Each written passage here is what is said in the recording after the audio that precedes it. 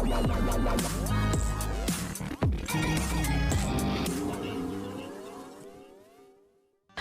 Everyone, you are watching serial से आप channel को सब्सक्राइब कीजिए, नोटिफिकेशन बेल प्रेस करना ना भूलें। बात करते हैं टीवी सीरियल उड्डीन के आशा के आज रात के एपिसोड की।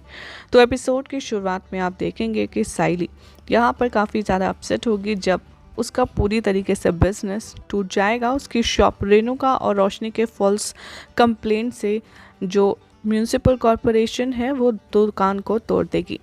सभी लोग वहाँ पर बहुत ज़्यादा खुश होंगे जो कि साइली के ऑपोजिशन के लोग हैं। म्यूनिसिपैलिटी वर्कर्स पूरी तरीके से उसकी शॉप को तोड़ देंगे और सारे सामान को डिस्ट्रॉय कर देंगे। जाने से पहले ऑफिसर परमिशन लेते हैं म्यूनिसिपल ऑफिस से यहाँ पर और साइली को कहते जाते हैं कि तुम अगली बार कोई दूसरी शॉप ओपन करो तो पहले ऑर्डर लेकर आना। इतना नॉन सिंपैथिक बिहेवियर से रोशनी और रेणुका परेश को इरिटेट करती हैं, लेकिन वो कुछ भी किसी से कह नहीं पाता। थोड़े टाइम के बाद सचिन अपने काम से लौटता है और देखता है कि साइली की दुकान पूरी तरीके से टूट चुकी है। वह क्वेश्चन करता है सचिन साइली से कि ये सब क्या हुआ। तभी साइली रो देती है। आंखों में आंसू लिए साइली अपनी लड़खड़ाती आवाज़ से कहती है सब कुछ बर्बाद हो गया सचिन। सचिन अपना गुस्सा कंट्रोल नहीं कर पाता। वो डिसाइड करता है कि वो ये फाइंड आउट करेगा कि कौन है इस कंप्लेन के पीछे का मास्टरमाइंड। तभी सचिन समझ जाएगा कि किसी ने जानबूझकर के फाइल को कंप्लेन किया है और डिस्ट्रॉय किया है उसका बिजनेस।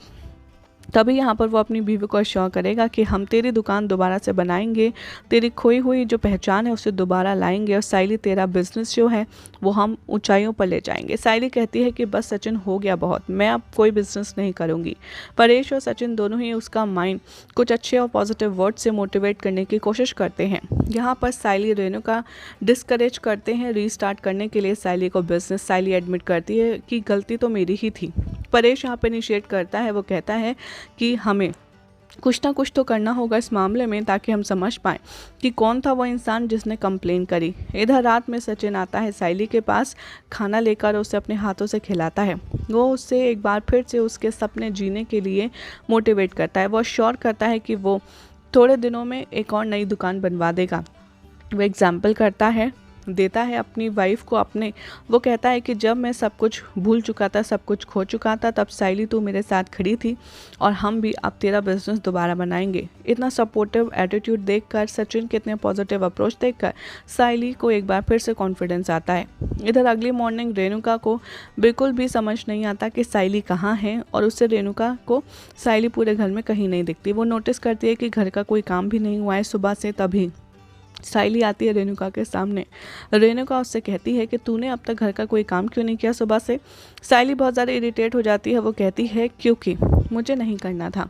वो कोई भी एटीट्यूड यहाँ पर नहीं देती और ना ही अपनी सासू माँ की किसी बात को यहाँ पर एक्नॉलेज करती है। वो कहती है कि अगर मैं घर का कोई काम नहीं करूँगी सुबह से तो क्या इस औरों की रिस्पॉन्सिबिलिटी नहीं है वो काम ख़त्म कर लें।